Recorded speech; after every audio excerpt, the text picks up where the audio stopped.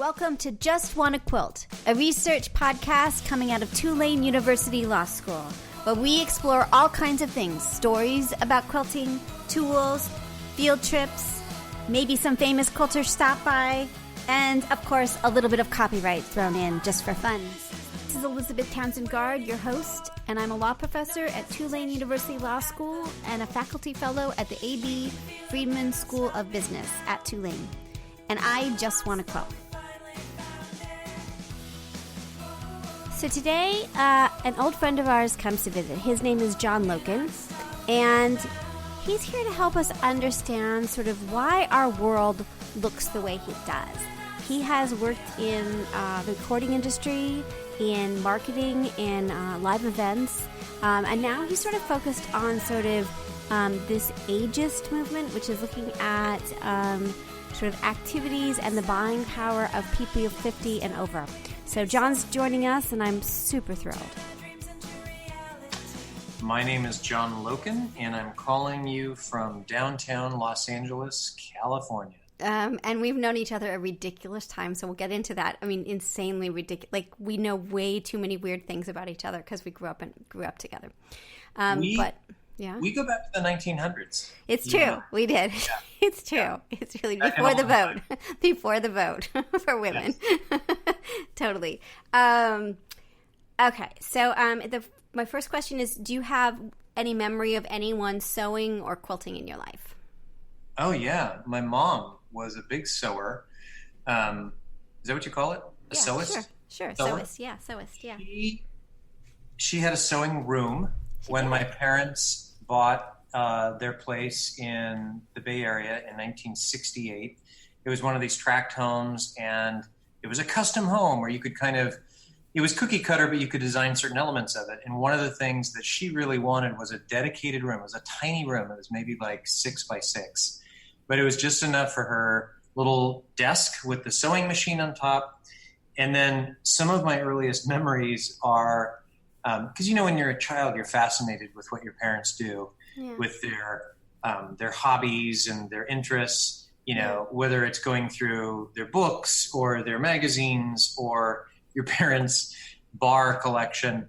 But my mom would have, first of all, lots and lots of magazines on the floor, like Red Book and Vogue and all these different kind of fashion magazines of the era.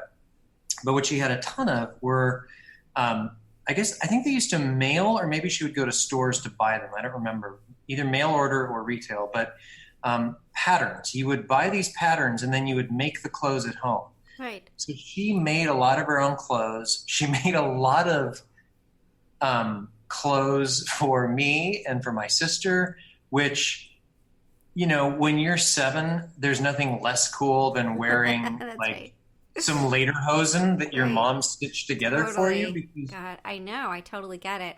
My mom once made me reversible polka dotted pants and a shirt, and I felt like I had to wear it. I remember, and I had a mad crush on Ron, and I remember him being like, "Nice outfit." Right. I was mortified, and I was 15. You show up at school. And you just feel Amish. Totally. You're just I'm so mortified. Yes, it's out of love and practicality, but there is sometimes moments when you're just oh no, Yeah. But she was, and for me, the context of all of that was, she was so into all kinds of artistic pursuits and intellectual pursuits. So she had a big library, and she and my dad were always going to the symphony and the opera, and she was a member of Mensa. And so it was all part of the fabric of growing up, which is she cooked. She had a huge library of cookbooks. So she was just a big explorer. She was curious. She made things. Really she was a maker. Did she work outside of the house, or was she at home? So she was a teacher. She went to Columbia actually to get her master's, and then she was a grade school teacher. But she kind of stopped that when we moved to California. So around the time I was born, and then later she went back and she was in real estate. But those 70s years, it was a very kind of fervent artistic time for her. That's really interesting. Well, and it really coincides with sort of what's happening with the bicentennial. We get this huge renaissance of crafts and sort of all these things happen in a kind of amazing way. And it sounds like she was part of that in a big way. Oh, yeah. There are, funny you should say the bicentennial. There are sepia photos of us dressed up in the bicentennial costumes that she made for us. I like it. And, yeah, my dad's got like the requisite. Fourth grade, probably about fourth, fifth Yes. grade. Yeah, he's got the Paul Revere hat and the musket, and she's got the so great. She's got the Betsy Ross getup. And my Uh-huh. sister, it's just, again, when you're a kid, like dressing up and taking pictures is one thing, but having to go to school in these outfits is a different matter entirely. Got it. Well, those are lovely memories. Okay, so what I wanted to chat with you about is you came to New Orleans. We've had these conversations. They were super awesome. So I asked you to come back to record them and sort of share with them sort of your thoughts about kind of the world. And your journey has been really interesting. You've been kind of on the cusp of so much of sort of how our world changed and what our world is now. And then sort of we've talked about us getting older. So I thought we'd sort of start with kind of just a little bit. They don't know who you are. So tell us a little bit about sort of who you are and what your journey was. You always loved music. Let's just start there. So you were like a music fanatic. And tell us what happened from there. Yeah, I grew up playing the piano and playing the French horn, and I loved musicals. So I was in the theater a little bit, I think is where we all met. And I, for whatever reason, decided to not initially pursue that as a career, or at least what I thought I was going to pursue as a career when I went into college, because, college is for academic pursuits. And I was good in math and as well. And I got a great score in the SAT, and I was legitimately interested in like architecture. And for some reason I was obsessed with large scale bridges. And I would in class in high school, we all doodle.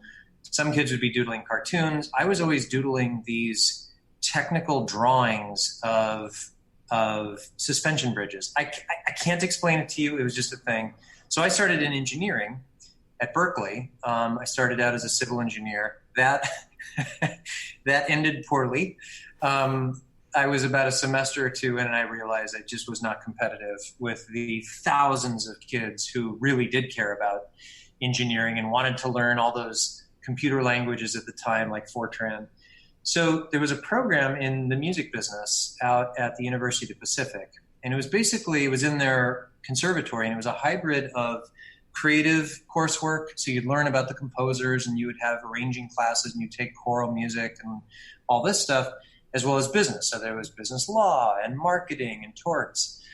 And I thought, well, this is good. I can exercise both sides of my brain. So I transferred. I'm probably the only kid to ever transfer out of Berkeley to the Pacific. That's daring, though. I mean, and you've done a lot of this in your career of making your own path that didn't keep you from, you know what I'm saying? Like that's, make your own road, and that's hard to do sometimes, but like very brave too, I love how you put that, because at the time, like when you're young, you don't even know what intuition is. You don't really understand that there's a road less taken, and this is the counterintuitive thing. Yeah. God only knows, what my parents were thinking and why they allowed this to happen. Yeah. But so I started studying not just music formally, because obviously I'd been studying piano all along, but also the business of music.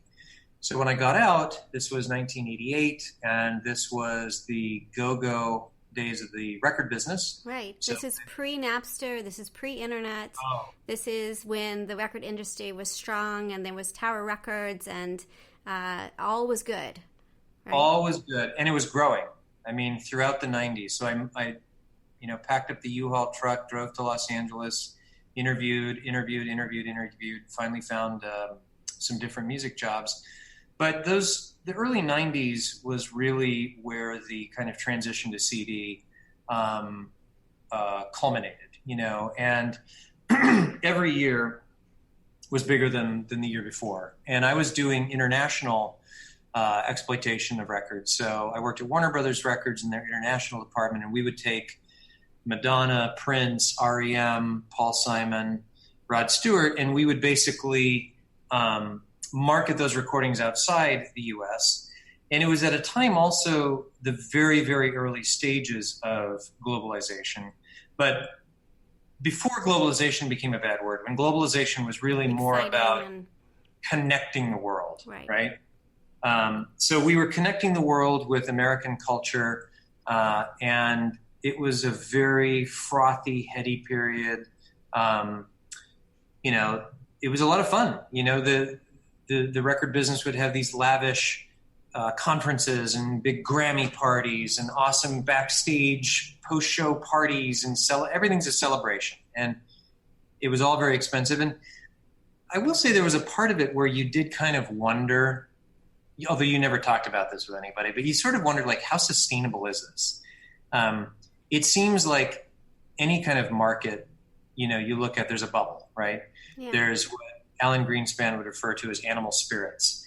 And there were definitely animal spirits in the music business because it just kept getting bigger. And there was not a lot of strategic thinking in the industry. There wasn't a lot of, well, what about this digital compression? You know, and what does it mean when you convert music into ones and zeros? Digital compression and digital recordings had been around since the 80s, but nobody really understood what might happen with that. And then just in case people don't understand, so let's go back. So first we had records, then we had tapes, but they were kind of goofy, and then the CDs kind of changed things. Where does what you're talking about now fit in with CDs? Like, because you had a new format, people started buying everything again on the new format. That's what sort of created the bubble. Is that right? Is that part of what was happening? And then tell me about what you were talking about with the digital side of it. So walk us through that just a little bit more. And I think this, I mean, for quilters out there, you're like, why are we listening to music stuff?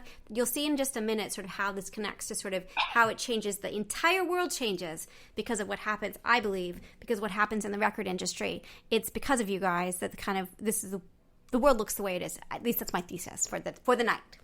You know. Oh, yeah, absolutely. The music business, the recording music business, was the canary in the coal mine. Totally, because everything else follows from that, everything. But you guys were kind of on the forefront of all of it, on the heyday and the bubble and the breaking and the weirdness and everything that is what now is what our world is. Okay, so take us back. So CDs, the bubble was because of why? Because of the new format, or because of just globalization plus new format plus kind of explosion of music? Why was that happening? There were a couple of things, and I will say that there were a lot of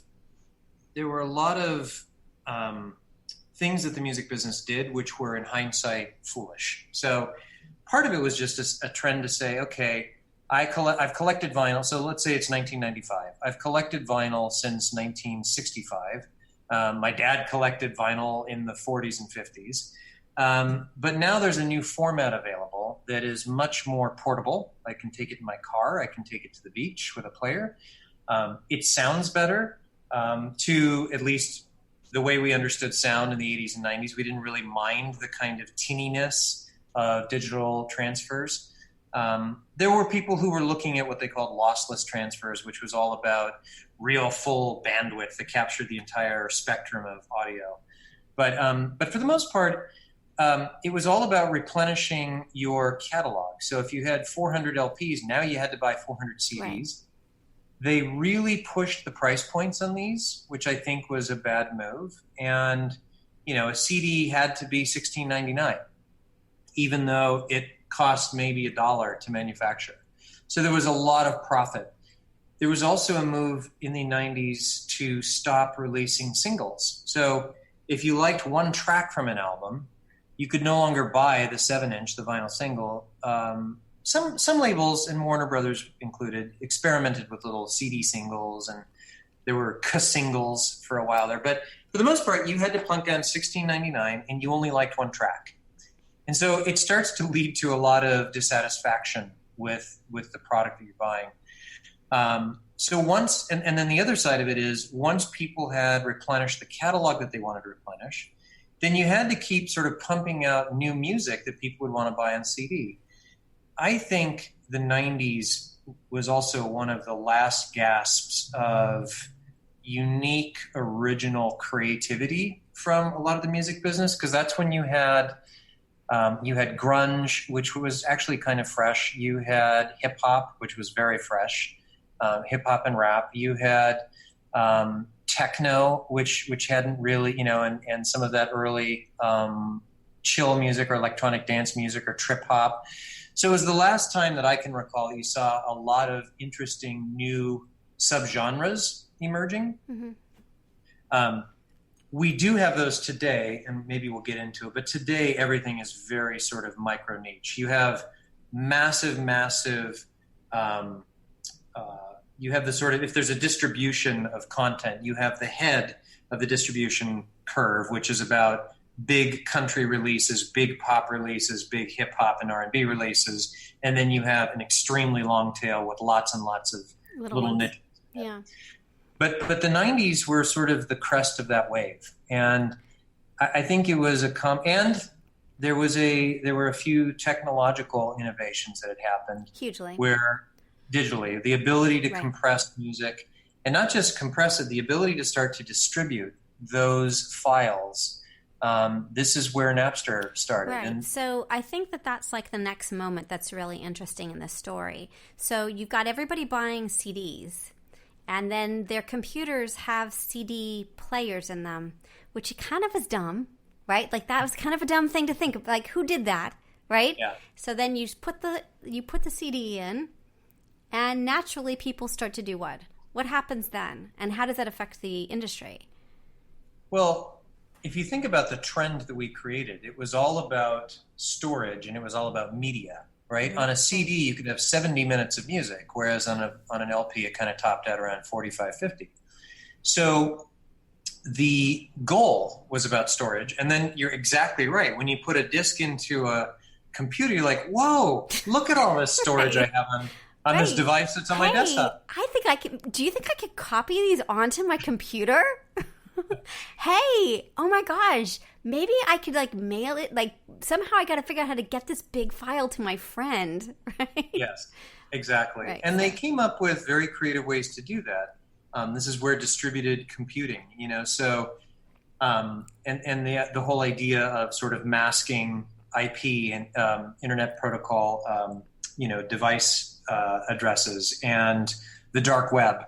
This is where all this was born. Because you could basically rip your entire collection off of a CD, off of CDs to a hard drive, perhaps on your computer, and then other people could start to look at what you had, the library that you had, and pick and choose. And this is where, Pirate Bay and Napster and all this stuff came about. And then just in case people don't understand what's happening it isn't like your friends coming over to your house to look at your material. It's like people across the world could come and look into your files, take what they needed, you take from them, and there were different ways that this was happening. I mean, that's like the simple version. And what happened, the record industry freaked, right? There was a kind of sense of like, what is happening in a really serious way. Right. So there was a moment in the late 90s when it would have been relatively possible for the labels to have said, maybe we should make the music available digitally. Maybe we should rethink our distribution and pricing strategy. They didn't. And instead, they chose to start suing their customers.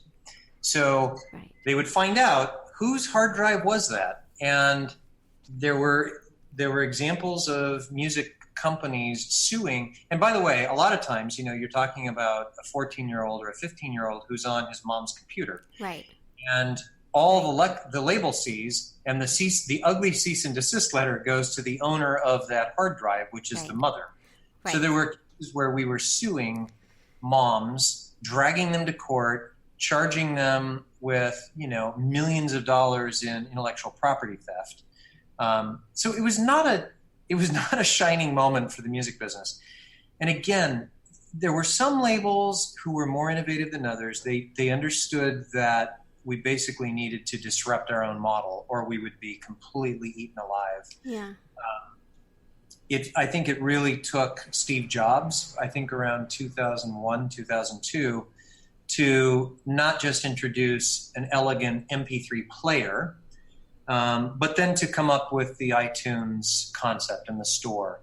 And what he really did was, the reason he got all the labels to go along with it was Apple created a pricing strategy that was very familiar to the labels. It said, an album is $10. An individual track is $1. And he took 30 to 40 cents on the dollar, and the rest went through the labels. By the time this really took on steam, this is maybe 2003, 2004, a lot of value had been sucked out of the traditional record business. So in some way, the labels, because there's like this really on the legal side of it, you get the Napster case, you get Grokster, which is the next version of Napster. You get just a culture that says it's okay, like we are sharing, and too bad. Like there's a kind of very aggressive culture of like, don't tell me these are my friends. Like this is raw. Like there's just a sense of like entitlement, not entitlement like negative entitlement, but a sense of like the fans fight back and are like, we want this, and there's no market there. So they're like, look, we can't get this digital file unless we put them up ourselves because you guys didn't do that. Then Apple comes in and there's a market. So there's kind of a theory, right? So that the market's already been created. Well, if you can just go get it legally, now you'll probably do that. And so you get that generation that you have to kind of train people into not just going to find it for free and illegal, but that it becomes sort of standardized, and then streaming and all the other things that start to happen. But it's this really interesting transition legally that, you know, Napster and Grokster, while illegal, create the market that allows for iTunes, where that may not have happened if you hadn't had rampant stealing, right? It's a rampant piracy in ways that we just nobody was ready for, which I think is really interesting. Yeah, it's absolutely. It's kind of, I think this is also around the time, and we can talk about this more with respect to quilting, but marketing, digital experience in general. This is sort of the birth of hacker culture. So you had a bunch of coders and you know, consumers, students, people who understood how to turn on the internet machine. Right, exactly.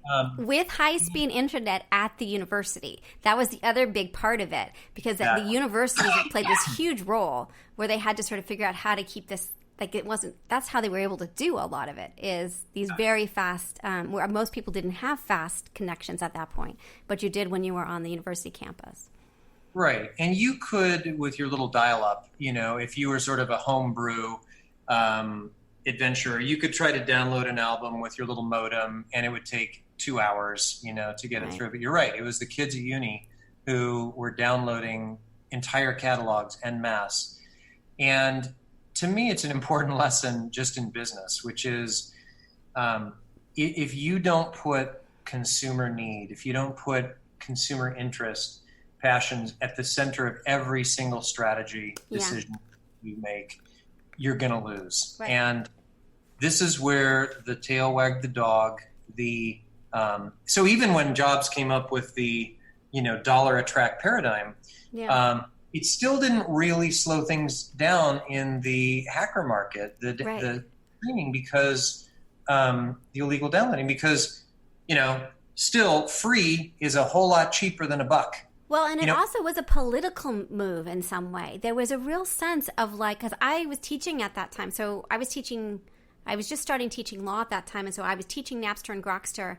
And there was a real sense of like, this is my right. It was very much like, this is my right to be able to do this. Like, just because we have to use a different form now. But then you finally got this sort of generational shift. But it took a generation of those that had been under that hacker culture to kind of either grow up, or a new generation to show up, or my dad's generation to start buying, that it sort of shifted it. But it took time, because there was a parallel track for a while of like, you know, how many of you buy on iTunes, how many of you illegally download. And of course, in a law class, they still were raising their hands admitting they were illegally downloading, which made me laugh really hard.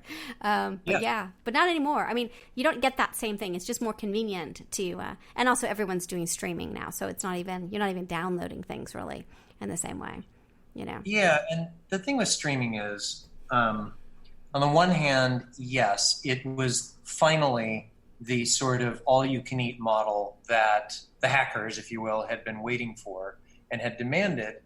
There are still problems with it, though. You know, chief among them. So I think now, Spotify has now converted about half of their users to their premium tier. So they're paying whatever, $8, $9, $10 a month. But still half of them, which I think is about 100 million customers, are on the free version. And the free version of Spotify, the money that flows to the artist is a fraction of what it is on the premium side. If you look at the revenue coming from YouTube, which is sort of a free streaming service, right, it is still pennies on the dollar. Even, let me just digress for 1 second, even in the premium side, right, when you're paying $10 an hour for all you can eat streaming, the record company, whoever owns the masters, the publishing rights, it is to say that it's not even pennies on the dollar. When you stream a song, when you downloaded a song, you were paying $1, and Apple made 35 cents, the label made 65, and maybe that was split between publishing and whatnot. When you stream a song, you are paying the record company and the publisher combined about 1/8 of a penny. It's so different. So think about the gap, right? Yeah. Between 1/8 of a penny and 65 cents. So again, they're kind of making it up in volume, and I'm no longer in the music business, so now I'm just sort of an observer. But the good news is the last 3 or 4 years, finally, the industry reached a trough, and it's now starting to increase steadily year over year for the last 3 or 4 years. But the idea that it would completely replace up to where it was, I mean, at the peak, the global record business was maybe $30 billion or so. And I think it's still only maybe 65% of that. Interesting. The good news is we've hit the bottom. It appears we've hit the bottom.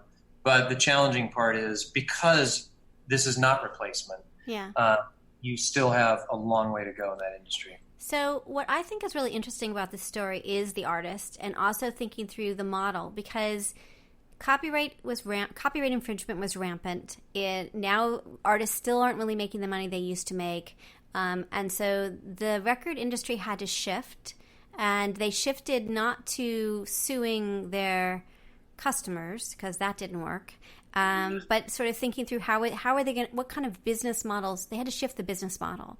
So tell us a little, and I think that's really important to understand, particularly for pattern makers and others that are still kind of fixated on someone stealing my pattern, or somebody made a copy of my pattern. Like, I really feel like that's like, sure, but that's kind of like that was gone a long time ago, right? Control over your copyright and the copyrighted works. We all know, yes, you still do piracy and all that, but for the little guy, it's a very hard thing. But there's other ways to make money, and it seemed like the record industry had to scramble first to think that through.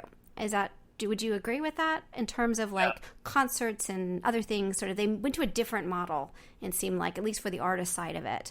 Is that right? Yeah, I mean, no surprise that it was at the same time that the recorded revenue stream was collapsing, the live revenue stream was increasing.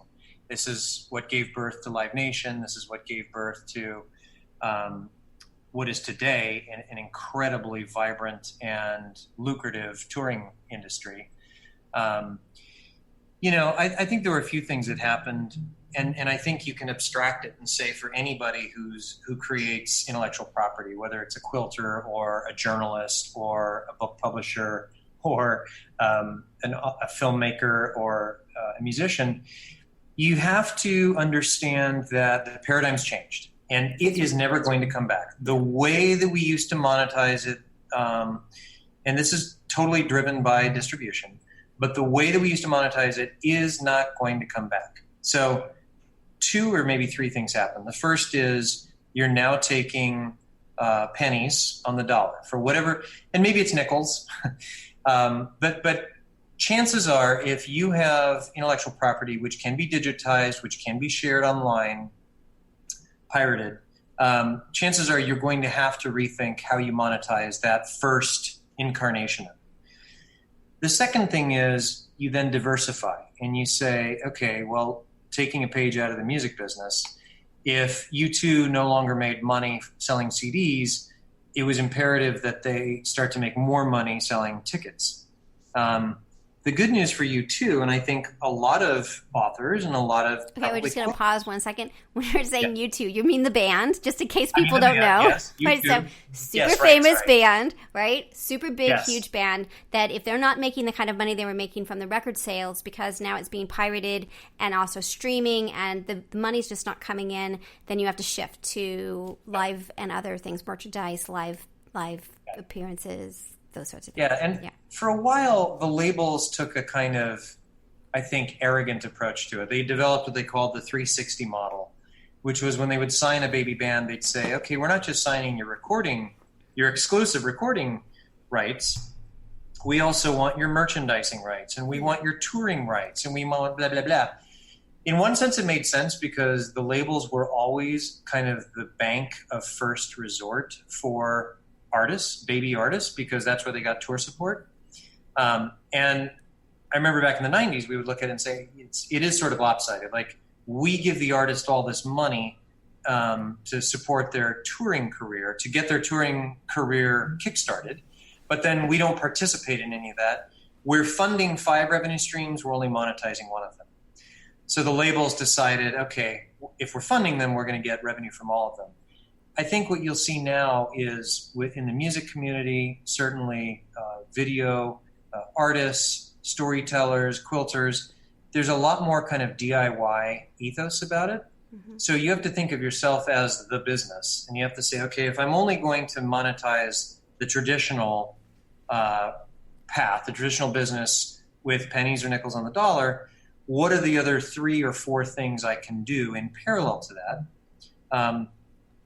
Ideally, if you do this well, you create a flywheel at the center of those things. So I would imagine, and actually your podcast is a pretty good example of this.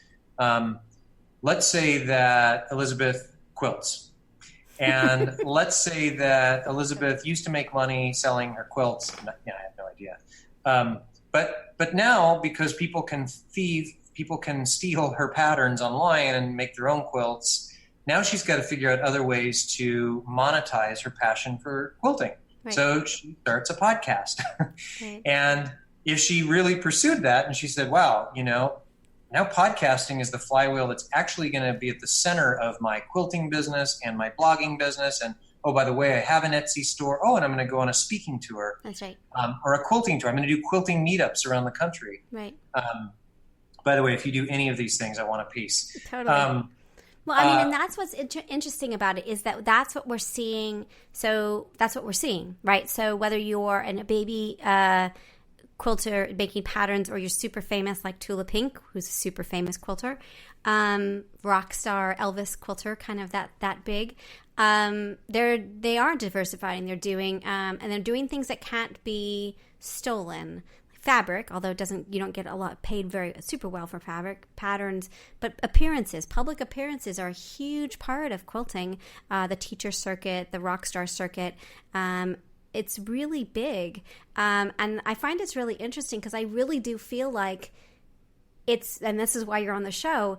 It's because of the record industry. Right? Like all of this is because of the record industry. If you guys had done something different, we would look different. But I think everybody has this, like, we have to diversify in many different ways and get little bits of revenue coming in many different ways, whether it's merchandising or public appearances. And the one thing I feel like it's sort of semi-unsustainable is if it seems like if under the old model, when the record industry was the record industry and intellectual property was intellectual property, you could have a record like Frank Sinatra, and then you could get old and still have money coming in from that. And on this model, it's really based on the individual's health, which I find very disturbing. So if Tula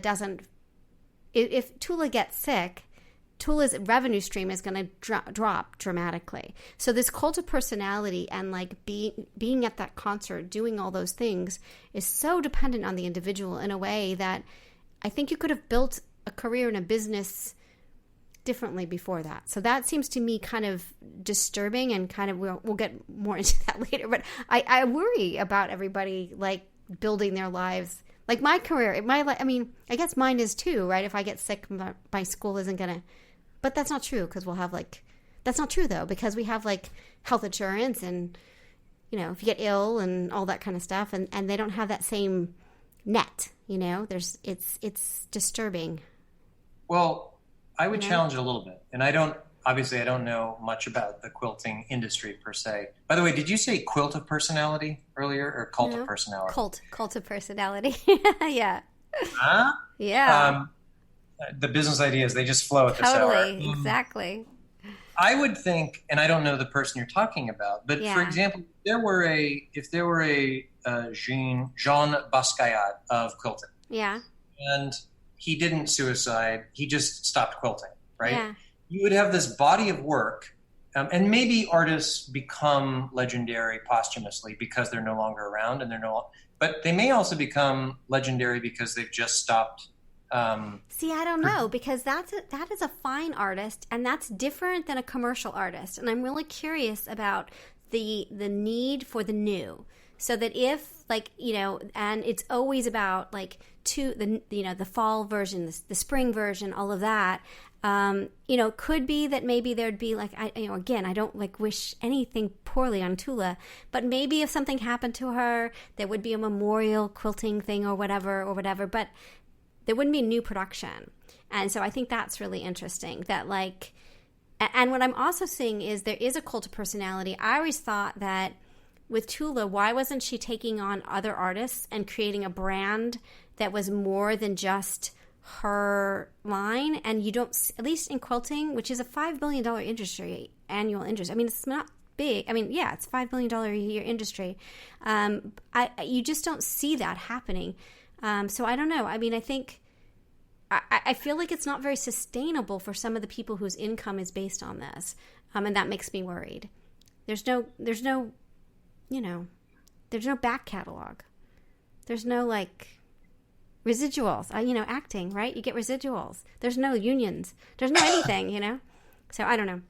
Well, so that's my own kind of, I worry about them, all of them. But maybe that's okay. I mean, maybe that's just life. Who has a how many times have you changed jobs, right? I'm a weirdo. I've got a tenured position, and I'm in a dying world, right? So maybe everybody just knows it's risky out there, and then you just do your best, and if things go wrong, they go wrong, and you just keep going. I don't know, maybe. But think about what you just said. There's a $5 billion industry that does not have an association, or does not have a retirement fund, or does not have a union, or does not have anything. Is there an industry conference? Yes, there is. There's a market where they all go to, but it's all still individuals, and it's a very cottage industry kind of. It looks a lot like 1920, except with technology. It's interesting. It's not what I expected. What would you say? So in the music business, there's a site called SoundCloud. Yeah. And SoundCloud is a site where independent musicians upload their music. Anybody can hear it. It's all free. Yeah. What's the equivalent to that in the quilting world? There isn't. So there is Revelry for knitting, but there isn't a space that everybody gathers. We've always talked about we need to make a playground, a space that everybody could, a common space. But there isn't. I mean, there's some associations for art quilters and all of that, and the Craft Industry Alliance and that stuff. But there isn't a strong backbone anchor. And there's all independent creators, and then small family companies, and it's very interesting. A couple of big ones, but it's really interesting. So it's all and most of them don't make their full living on what they're doing, even though they are doing it very seriously. Because they can't. So it isn't because they don't want to, but because the industry, the way that they're getting paid in the industry doesn't, it's like a musician. Most musicians are not earning their living from music. Right. It's just that a lot more of them are, because it's a bigger industry, and there's more infrastructure. Yeah, there's no middle class in the music world anymore. I mean, there's sort of no middle class in most of the developed world now, but that's another podcast, I suppose. Yeah. It's gotten, I don't want to sugarcoat it. I mean, my son is a musician. Yeah. He played on an album. He co-wrote a bunch of stuff, co-produced a bunch of stuff. And the album was sort of successful as cool. Those things go. And there's tens of millions of streams for a couple of tracks. He still hasn't made enough from that to pay rent. Yeah. On an apartment, in Los Angeles. So it's again, that's where I think you have to diversify. Yeah. And you have to say, well, why isn't there a conference, or why isn't there a SoundCloud of quilting?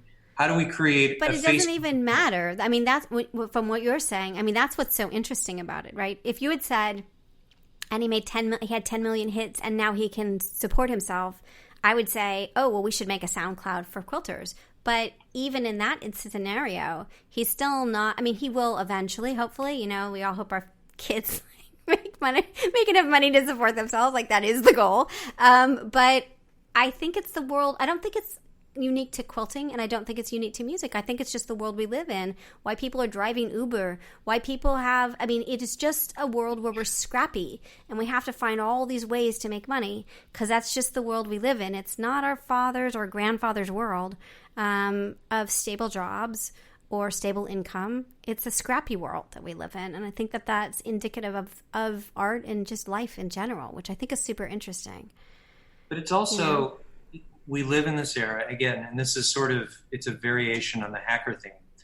The idea of the Silicon Valley entrepreneur. Right. A Silicon Valley entrepreneur might look at this problem and say, well, there's $5 billion sloshing around. Right. And there's very little concentration of suppliers or distributors. So what can I do? Again, SoundCloud may not be a great example in terms of the people who upload their music to SoundCloud aren't making money. But guess what? The business SoundCloud, it's a unicorn. It's worth $1 billion. Right, exactly. And so some enterprising quilter should say, I'm going to do the SoundCloud of quilting. That's right. And I'm going to create a platform that's worth, I don't care if it's worth $1 billion. What if it's worth $1 million? Right. Yay. That's exactly. a lot of money. That's right. Exactly.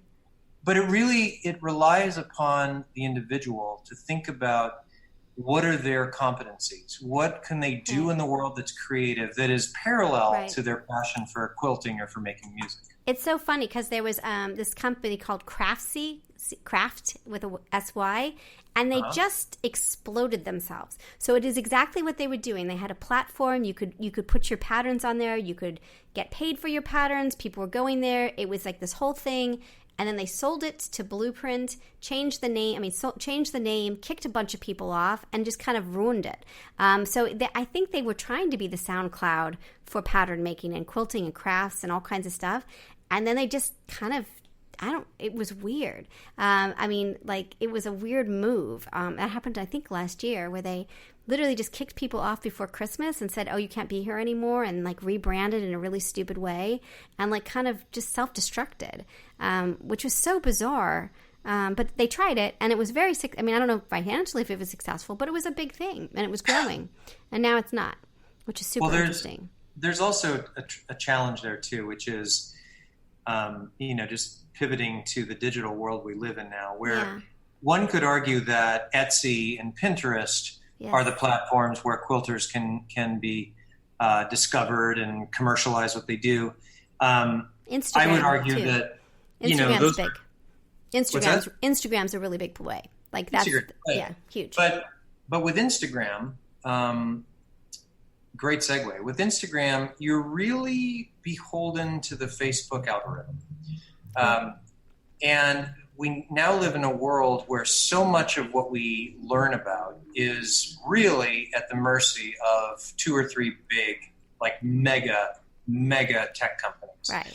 And you're starting to see this in the courts, in regulation. It's going to show up a lot, I think, in the 2020 election.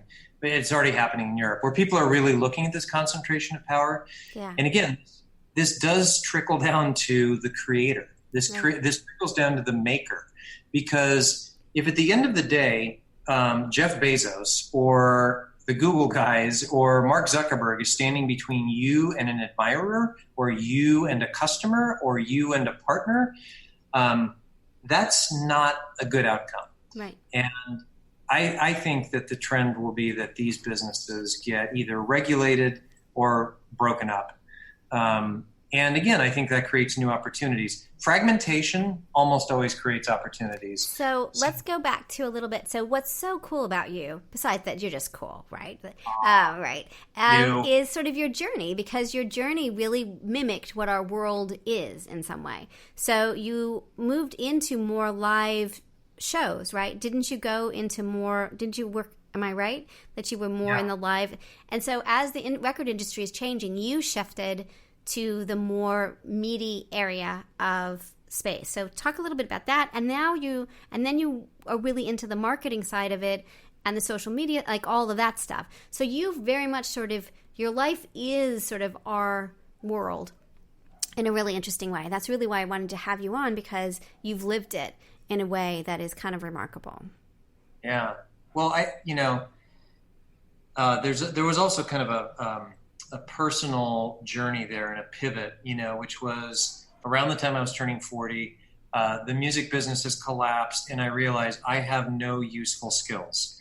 I studied music. What am I going to do with that in a world where free, reigns supreme? So I went back to business school, and I always have thought of that as kind of boot camp for the brain. Uh-huh.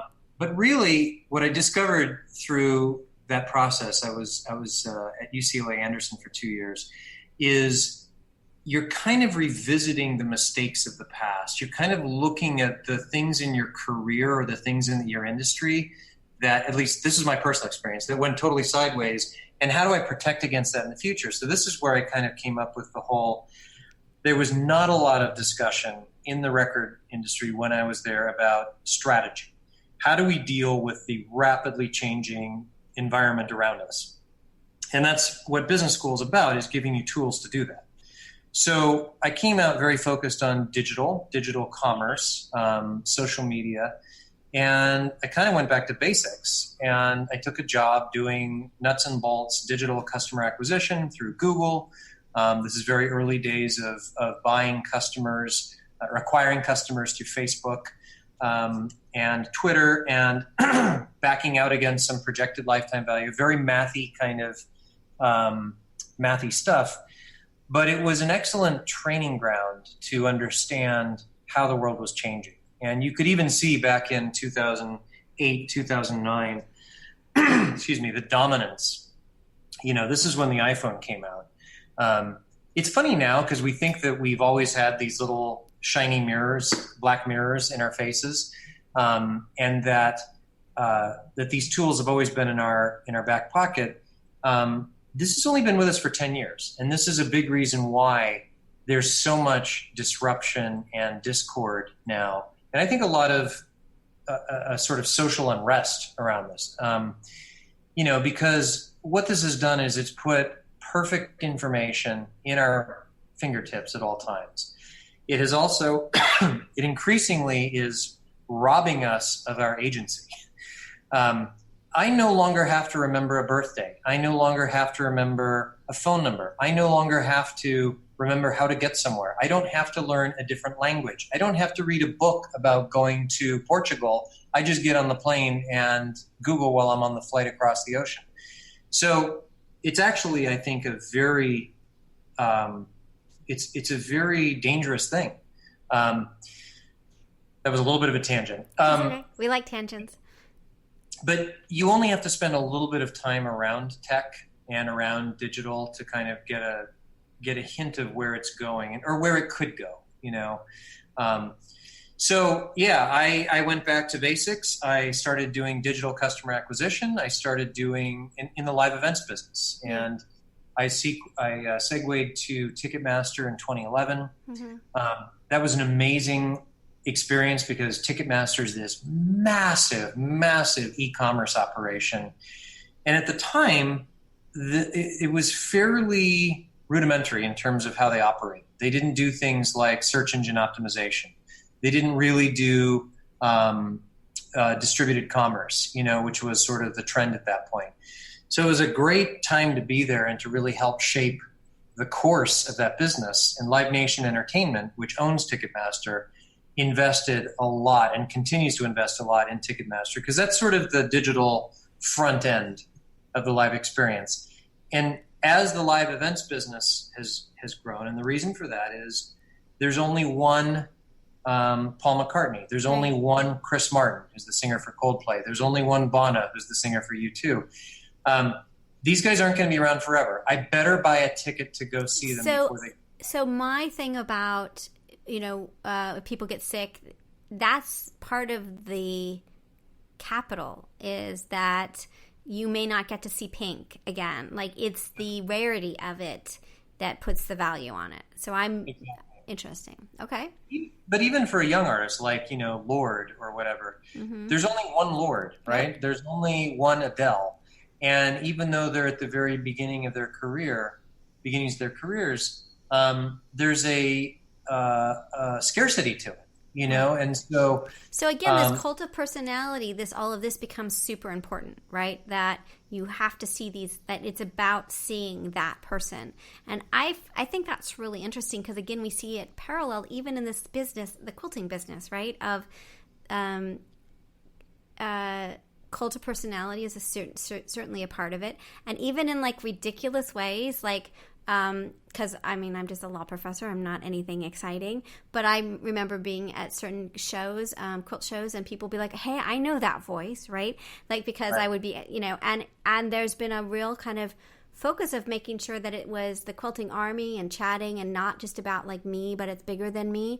But there is a draw. Like, we all as humans right now really like that one person, that cult, that personality. And so we've seen this with this project in a really interesting way. And again, like, I'm just a regular person. Like, I'm not like I'm such a regular person. But I can sort of see how that happens. And then you have to take that, whatever that is, and use it to your advantage. Whether you're a teacher, or a pattern maker, like, so whatever it is, take that personality and push it hard, because that's what the scarcity is being able to hang out with you or take the class from you or any of those sorts of things. That becomes like a thing because of the way the world is, and because we trickle down from, entertain the LA, right? Like our world is very much sort of in that model of whatever's happening in the bigger industries. Well, the other thing that's happening now is people crave community. Right. People crave to belong to something. That's right. Totally. Right. And we have that part too, right? Yeah. Being part of it. In particular, they crave live gatherings, real life experiences. And so this is what's fueling right now. This is the gas on the fire of Live Nation as a business, but the touring industry in general. Part of why you go to Coachella is to see the oddity of Ariana Grande or Outkast or whatever on stage. But a big part of why you're going is to be of a tribe. You were there. Did you go to Coachella in 2014? See? Oh, yeah. And that's exactly the same thing with the quilting. Like, why are you going to the quilt festival? Why are you going to QuiltCon? Why are you going to Paducah? Because we're all going there. We're all traveling there to be part of this experience, to be this thing. It's very interesting. It parallels, like, it's just paralleling everything that's happening in the world, but in this little microcosm of, sure, maybe woodworkers are doing the same thing, right? Like, that's the most famous woodworker ever, right? Or jewelry makers or whatever. Like, it's a chiseler. That's right. Right. You can just sit and watch him for hours. Yes. Right. But I also think it's, again, going back to the mobile phone and the smartphone and our new, people are spending hours and hours and hours on this thing. Yeah. It's the antidote to that. Yeah. So a large part of what we call the experiences economy, the explosive growth in experiences has happened simultaneously with the use of mobile phones. And it's really kind of, I love my phone. I spend a lot of time. I love research. I do social. I post on Instagram, all those things. But I really want to go and have a dinner with like-minded people who share my passions about, for example, quilting. Yes. So I think it's no accident that these are happening at the same time. It's so funny. Do you feel like, so I am very bad at charging my phone. Like, if my kid is here, like, I feel like I don't have to have my phone charged because I know where she is and she's safe, right? And as long as, like, if she's not out, then my phone is charged. If she's out, my phone is charged. But I feel like it's it's kind of armor against the world. Like, not charging your phone is a way to like be away from the world. But it's interesting that people get very irritated by the phone. Like, we can never reach you. I'm like, well, can't you just know that like I'm hanging out with my kid? Like, if you can't reach me, it's because I don't, it's off time. I don't want to be reached. Right? Not in a bad way, but I'm just saying that it's your thing of like, you have to make choices to not be on the internet, to not have your phone out. And if you can't, like, just let your battery run out.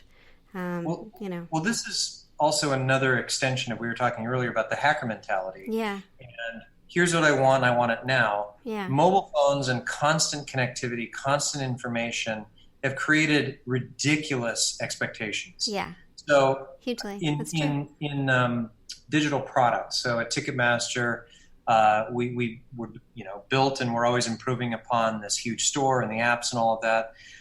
And the goal was always to say, how do we make buying a ticket as easy as ordering an Uber? Right.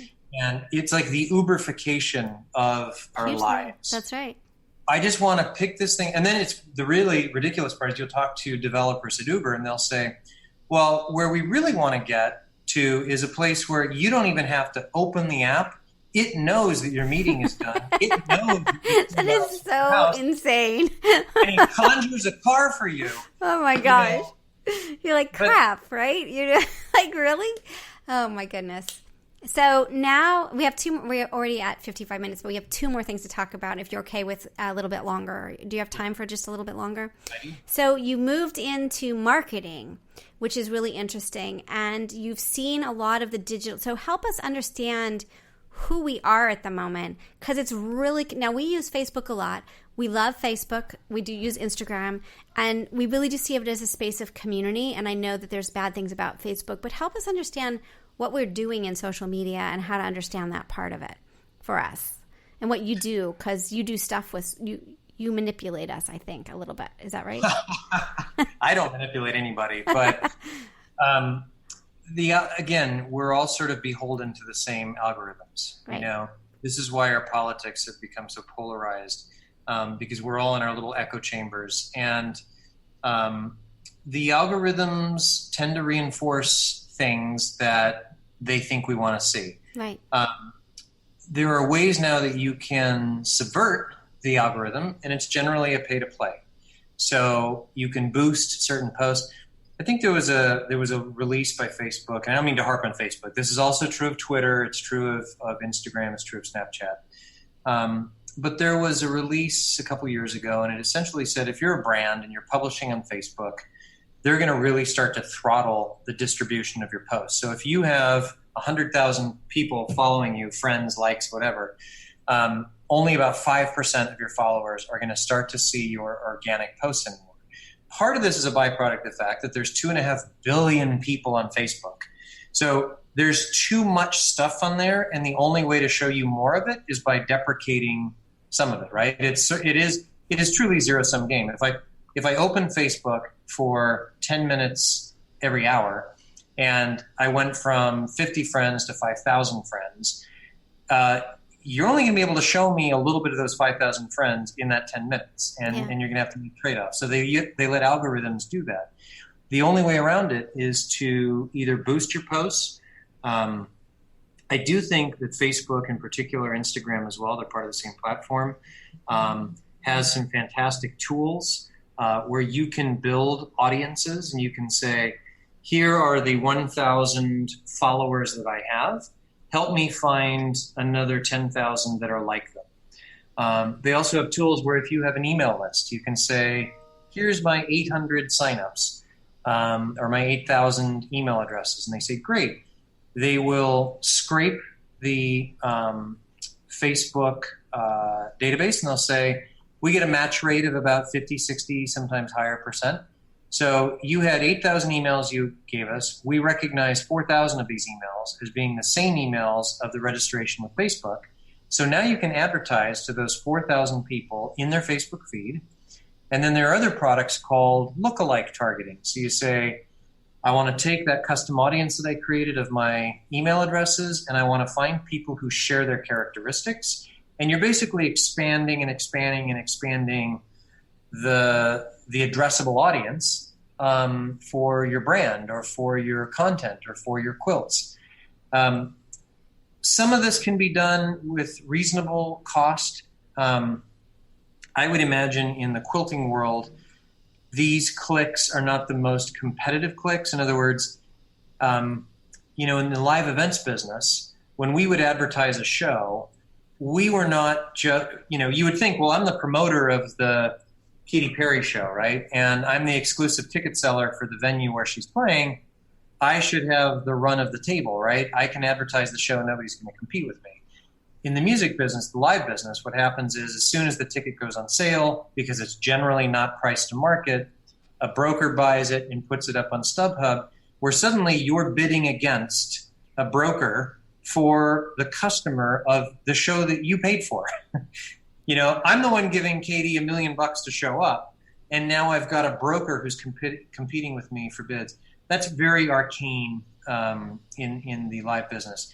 But in quilting, we're talking about a craft buyer, a craft, a maker audience. And maybe there's somebody in a different type of maker.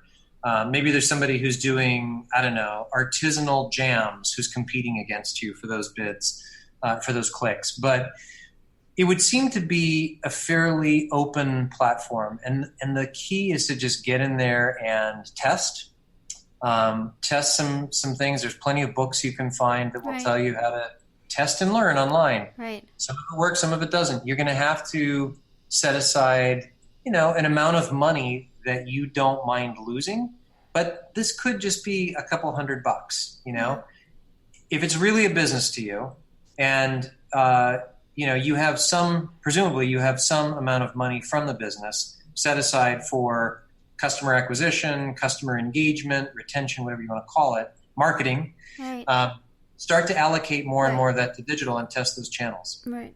That makes a lot of sense. And for those out there, there are tons of people that help with that, and there's books about it. And you can we played a little bit around that first year of our project, doing ads and pushing it and boosting your sales. And we don't do that really anymore because we've moved on to other things. But it's a really good thing, particularly if you're starting a business and trying to really push it out, and you're trying to grow your Facebook group or your awareness and all of that. So that's super, that's the key, right? Is to keep growing. And it isn't just key to getting people. So what we're seeing, and I imagine you are, is that publishers, other people are asking, well, how big is your Facebook? How many people do you have, right? So that it's becoming a metric for more than just, people know about my product. They want to know how many followers you have, and so that's why you have to grow. You have to play if you want to grow your other parts of your business, right? So I think it's becoming mandatory more than just a choice. Absolutely. The downside of it is, or just the other side of the coin, I think to consider is, there's a lot of ways that this stuff gets gamed. So there are pieces of software you can buy that will go find you Instagram followers or Twitter followers or Facebook followers. The problem is that these are not really engaged users. Yeah. They're not really your customers. You're sort of inflating the number just to prove, like you said, to a publisher. Right. I think my view is there are excellent resources that people you can follow for free online. People like Gary Vaynerchuk, who's a bit of a blowhard, but he says a lot of really interesting things about content marketing and social media. Can you say that again in case people want to look him up? Tell me his name? He's very well known. Gary Vaynerchuk, Vaynerchuk. Okay. He published books. He's got podcasts. Seth Godin. If you... when we're done, I'll send you a list and you can share it. Yeah, I will. That's great. Podcast, because I think there are ways that you can do it organically and authentically. And then if you need to, you occasionally boost posts to make sure that you're getting the eyeballs. Yeah. But I'd be wary about paying for followers. I think that's a slip. No, I agree too. I mean, from my side, from our little experiences, I think.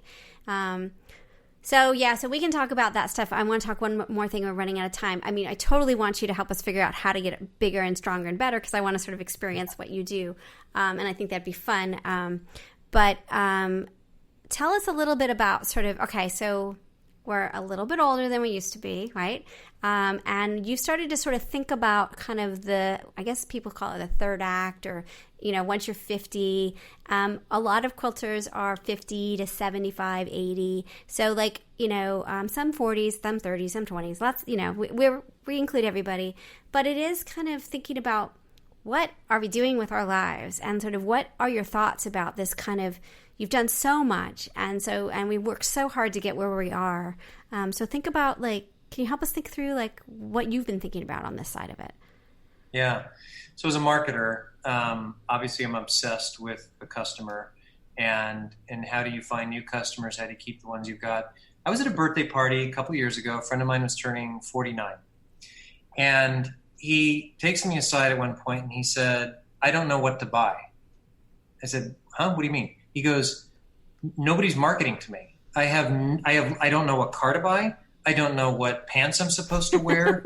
I don't know what." He kind of went down this laundry list of things that nobody was trying to sell him anymore. And it's because he's not that highly coveted millennial. Right.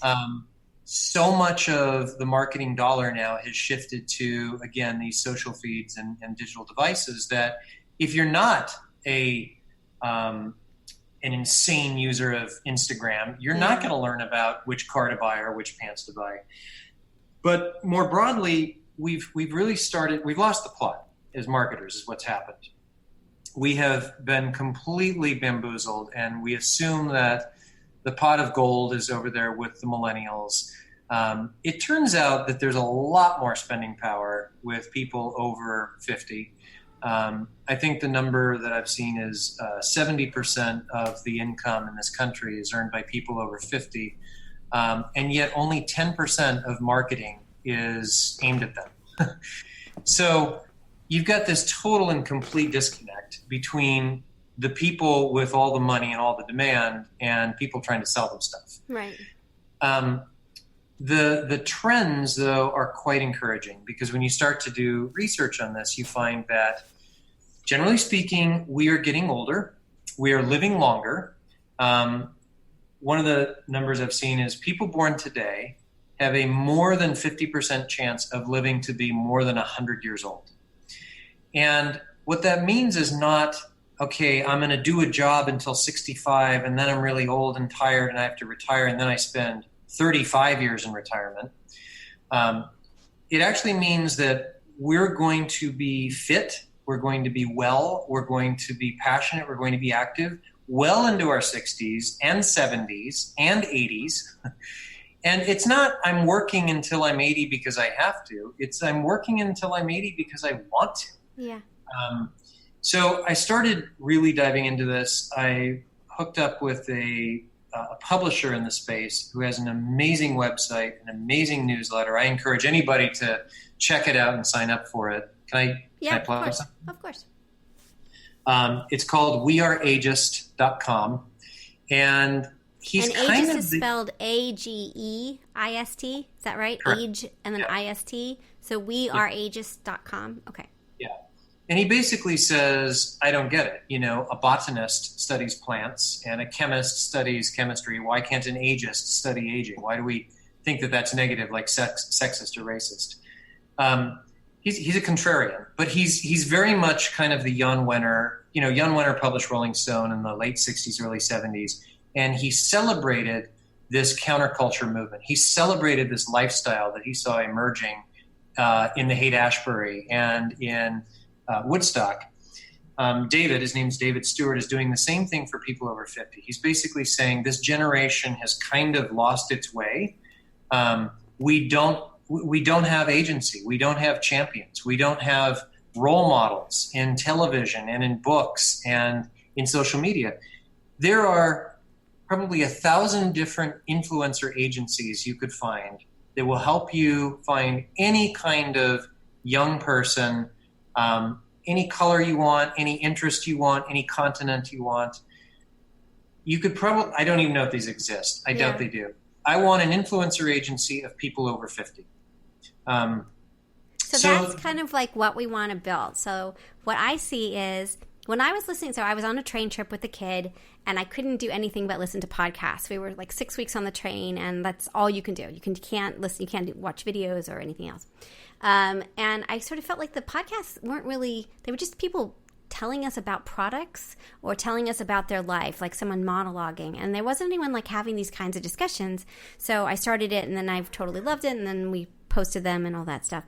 But I feel like, so here's the thing, there's a whole bunch of us, right? There's a lot of quilters out there, and we are like this mass of people, and I want us to becoming that influencer, like that we're a group of micro influencers that can be like, that they have to come to us, the people that, and say, hey, would you be like, we'll give you a bunch of our product and have your group use it, that because our voices weren't really part of the quilting industry. They were just selling to us. They weren't listening to us. Do you know what I mean? That there was not a dialogue. And so I found like that we've created a really cool community. We talk to a lot of people. But now I would love us to become a kind of this sort of force, marketing force in some way, to say, you know, we like that kind of stuff. No, we don't like that kind of stuff. And sort of see how we can play with that, because this is an experiment. So can you take a group like us and be a group of micro-influencers and sort of have an impact of kindness and community and all the things that we care about, all our value system on this in our little group, on how people sell to us. And so that's kind of where we are. I'm not sure exactly how to do that, but that's like the next step of it is... That's why I think conversations with you are so amazingly interesting, because again, sort of where you are and where we are with this project is very much sort of what you're doing at the moment. And so I think that's really fascinating. Yeah.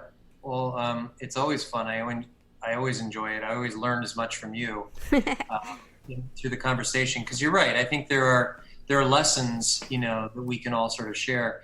To me, you know, and I really don't understand that much about it, but quilting is just waiting to have its moment. And maybe part of it is about looking at, you know, I go to different maker fairs and I see somebody's doing interesting T-shirts and I see somebody's doing jewelry and somebody's doing CBD ointments, skin treatments. Like everybody's making stuff, but I don't see a lot of quilting. And so maybe it's a question of how do you plug into the adjacent, those adjacent scenes, if you will. Interesting. Yeah. You know, this is how, again, and I keep going back to the music business, but this is how, you know, some of the genres that we think of today became more successful, because they would almost appropriate elements from an adjacent genre and kind of make them their own, and then they would attract the audience over to their thing. That's so interesting. I like that idea. I don't know how you do it, but I think it's really fascinating to think about it, because the quilting industry is always kind of belly aching about, oh, we're shrinking, how do we get more people, right? There's all of that. But again, this concept of adjacent, of other things, like if you like this, you'll probably like quilting too. You know. There's I went to this thing last week. It's called The Other Art Fair, and I think it's sponsored by Saatchi. They do them in different cities around the country. And it is, for the most part, all forms of what we think of as fine art, right? Oils, photography, some sculpture. Right. How come there's not a... I have no idea, because we have a ton of art quilts and art quilters and things that are happening. I don't know why they're not part of that. That's really interesting that there isn't. But why not? Like, right? Like, why aren't they there? That's it may just be a matter of you've got to elbow your way in and say... Right. It's our time. It's time for the quilters to stand up and be heard and be seen.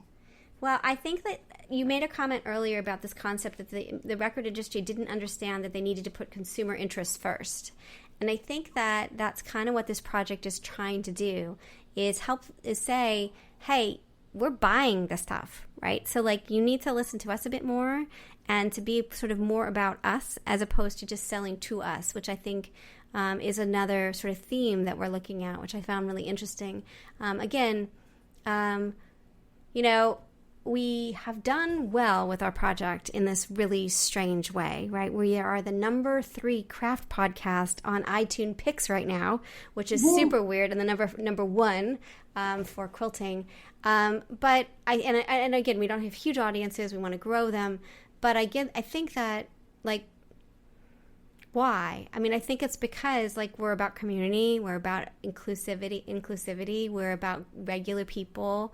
And that wasn't what the industry is very old fashioned. They're like selling you the next fabric, selling you this, selling. And, I think it has to be a bit different, I don't know. It takes an inflection point, and then it'll kind of reach this critical mass. It's funny because the people who I do know who quilt are fanatical about it. Yes. And yes, we are. We always are. I don't think there's any way to quilt casually anymore. There's no passive quilting. No, I don't think so. But some of this could just be, people would be, and I'm talking about on the consumer side now, they would be attracted to quilting, they'd be interested in quilting if they were exposed to it. Yeah. It would be a simple matter of not being. So again, we go back to how do you find audiences in, say, Instagram. You could do some lookalike targeting. You could say, well, who is following other crafts people, right? Other makers. And are there people who follow, like, I know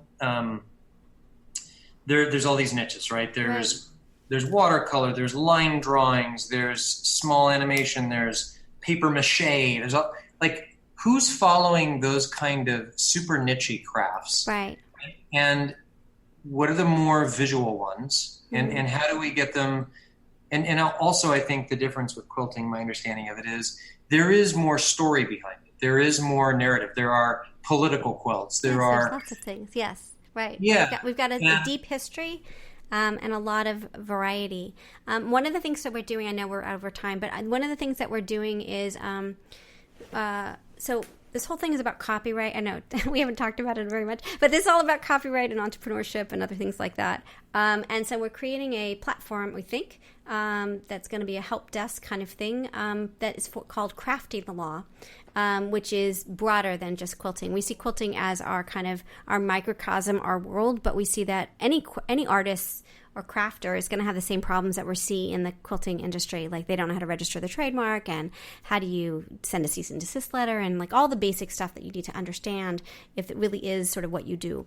And so I think what you're talking about of this cross-pollination kind of thing is going to have to happen if we start to say, hey, we learned a lot about quilting, but this also applies to knitting and jewelry making and all those other places. So I think that will be probably our next step, is to think about how to do that, even though we call JustWannaQuilt. We talk about other things too. So yeah, that's where we are. I think the industry is really helped by people like you who come at it from a business perspective, and obviously your understanding of the law. But, this is an art form like any other. This is a craft like any other. Mm-hmm. And it needs champions. It needs people who think entrepreneurially. Mm-hmm. And you and what you're doing, I think, can be at the forefront of that, And so every art movement has its moment, And if you go back in American history, European history, there's a moment that each kind of... And quilting has gone in and out. It's interesting because we do have a long history, like the 1970s, the 1920s, the 1880s, the 1840s. So, like, it comes in and out, which in this really interesting way. And I think it'll be interesting to see where it goes. I mean, there's a lot of activity going on right now, and I think it's in a shakeup of the digital world, and how that's going to be, and who's going to survive and who doesn't. But it's a very vibrant community, and Facebook is part of that, and Instagram is part of that, and it's really fun.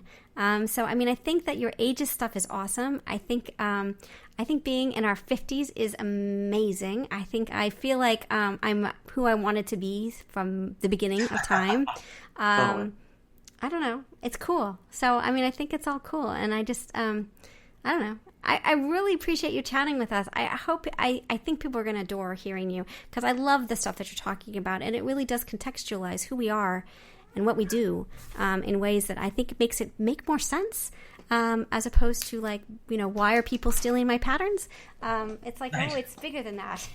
Like, so anyway, yeah. So, yeah. Yeah, listen, it's been a pleasure, and I think you're right. There are so many parallels. We're all creators. We all want to belong to a community, a tribe that understands us and gets us and sees us. And quilting's, no different from any other folk art form. So It's awesome. I will send through some links, some marketers to follow, and it has been really fun. Awesome. I am super psyched. Okay, cool. Okay, well, hold on. Let me turn off the recording. And thanks again. I really appreciate all the time, the extra long time, and I appreciate that. Absolutely. Okay, Thank you. On.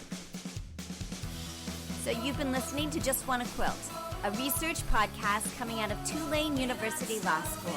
And I'm Elizabeth Townsend-Garr. If you like this podcast, keep listening. Also, we have a Facebook group. Come join us. We talk about a lot of things. We also have an Instagram account. And of course, most importantly, I really hope you get a chance to quilt today.